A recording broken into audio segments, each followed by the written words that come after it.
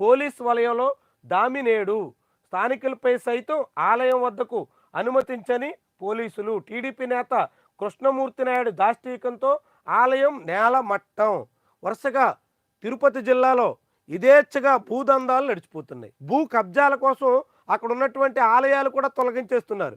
తిరుచానూరులో వారాహి అమ్మవారి ఆలయాన్ని తొలగించేసినటువంటి కేసులో నిందితుల మీద చర్యలు తీసుకుంటే ఒట్టు. ఆ ఘటన జరిగిన 2-3 రోజులు తిరగకముందే మళ్ళీ దామనేడులో కృష్ణమూర్తి నాయుడు ఆయన అనుచరులు కలిసి మళ్ళీ ఆలయం ధ్వంసం చేసేదానికి తెగబడ్డారు. దాంతో స్థానికులు తిరగబడ్డంతో అక్కడ ఒక పెద్ద వివాదం అయితే నడిచింది.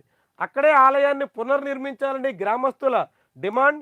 ఈ విషయంలో మరో అభిప్రాయానికి తావులేదని స్పష్టీకరణ. 1-2 రోజుల్లో తేల్చకపోతే ఆందోళన చేస్తామని విధ్వంసం. వారాహి ఆలయ ధ్వంసంపై చర్యలు తీసుకొని పోలీసులు.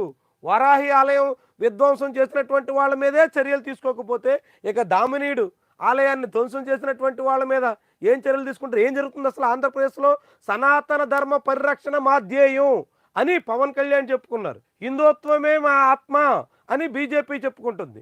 బీజేపీ పవన్ కళ్యాణ్ ఇద్దరు ప్రాతినిధ్యం వహిస్తున్నటువంటి ఆంధ్రప్రదేశ్ ప్రభుత్వంలో మొన్న వారాహి అమ్మవారి ఆలయం, నిన్న దామినీడి ఆలయం, మధ్యలో శ్రీకూర్మంలో ఇక్కడ ఇస్కాన్ సంబంధించినటువంటి వాళ్ళు నివసించేటువంటి నివాసాల దగ్ధం, దహనం ఏంటిది? వరుసగా ఈ ఘటనల వెనక కారకులు ఎవరు? కారకులు ఎవరైనా చర్యలు తీసుకోవడంలో జరుగుతున్నటువంటి జాప్యానికి మూలం ఎవరు?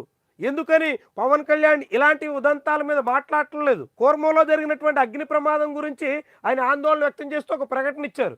మరి ఇక్కడ వారాహి అమ్మవారి ఆలయాన్ని భూ కబ్జాదారులు ధ్వంసం చేస్తే పోలీసులు కేసు నమోదు చేసి చాలా నామమాత్రపు చర్యలతో చేతులు దులుపుకుంటుంటే పవన్ కళ్యాణ్కి పట్టదా?